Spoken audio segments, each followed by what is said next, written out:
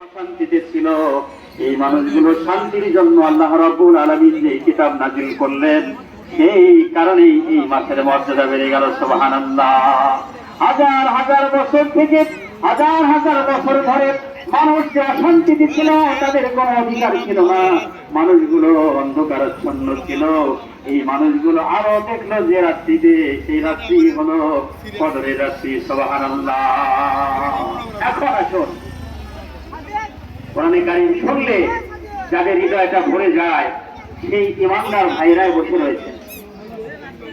এটা আমার কথা নয়, আমার আল্লাহ রাব্বুল আলামিন আজ থেকে ১,৫০০ বছর আগে জানিয়ে দিয়েছেন। মুমিনদের কোয়ালিটি বর্ণনা করতে গিয়ে আল্লাহ সুবহানাহু ওয়া তাআলা জানিয়ে দিলেন, ইন্নামাল মুমিনুনা আল্লাযীনা ইযা যুকিরাল্লাহ وَجِلَتْ قُلُوبُهُمْ وَإِذَا تُلِيَتْ عَلَيْهِمْ آيَاتُهُ زَادَتْهُمْ إِيمَانًا وَعَلَى رَبِّهِمْ يَتَوَكَّلُونَ। আল্লাহু আকবার। মুমিন তো তারাই, আমার ভাইরা, মুমিন তো আল্লাহ সুবহানাহু ওয়া তাআলা বললেন তারাই তো মুমিন যাদের সামনে কোরআনে কারীম যখন তেলাওয়াত করা হবে, তাদের হৃদয়টা মোমের মতো গলে যাবে। আর আল্লাহ সুবহানাহু ওয়া তাআলার কথা যখন তাদের সামনে উচ্চারণ করা হবে, তাদের হৃদয়টা কেঁপে উঠবে। আর দুনিয়ার পৃথিবীতে, এই দুনিয়ার জীবনে আল্লাহ সুবহানাহু ওয়া তাআলা ছাড়া দুনিয়ার কারো উপর ভরসা তারা করবে না, কারো উপর ভরসা করবে না, কারো মোকাবিলা হবে না। সুবহানাল্লাহ। এজন্য মুমিনরা কোরআনে কারীম শোনার জন্য স্থির হয়ে থাকে আমার ভাইয়েরা। আর যারা মুমিন হতে পারে নাই, তারা কোরআনে কারীম তাদেরকে ভালো লাগবে না। দেখেন, কোরআনে কারীম এত মুজিজা। 7 বছর বয়সে সালাত ধরেছি, আপনারা অনেকেই 7 বছর বয়সে ধরেছেন। এখনো পর্যন্ত কেউ কি সূরা ফাতিহা ব্যাপারে আপত্তি করেছেন যে মসজিদে আর সূরা ফাতিহা দিয়ে সালাত করব না? আপত্তি করেছেন কেউ? না, করা হয় নাই।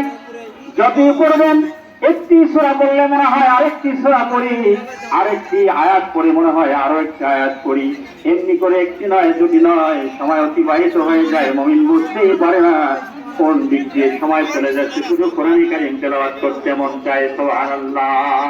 কারণ হলো এই একটা গুলো ইমানদারের রূহগুলো আল্লাহ সুবহানাহু ওয়া তাআলা যখন বলেছিলেন আলাস্তু বিরাব্বিকুম ক্বালু বালা, কিছু রূহ সেই দিন চুপ ছিলেন, সকলেই কিন্তু বালা বলতে পারেন নাই, হতভাগা ছিল।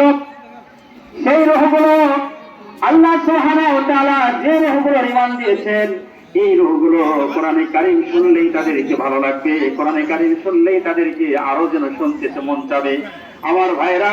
কারণ দুনিয়ার জীবনে এই শরীরকে সুস্থ করার জন্য, শরীরের জন্য যত খাদ্যের উপাদানের প্রয়োজন রয়েছে, শর্করা, শ্বেতসার, খনিজ লবণ, ভিটামিন এবং আমিষ সহ যত খাদ্য রয়েছে, সমস্ত খাদ্যগুলো শরীরের তরতাজাকরণের জন্য, শরীরকে সুস্থ রাখার জন্য আল্লাহ রাব্বুল আলামিন দুনিয়ার সমস্ত মানুষের জন্য তৈরি করলেন। সুবহানাল্লাহ।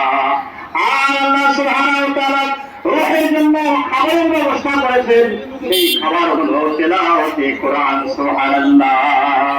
এজন্য কোরআন কারীম শোনার জন্য ইমানদাররা বসে থাকবে।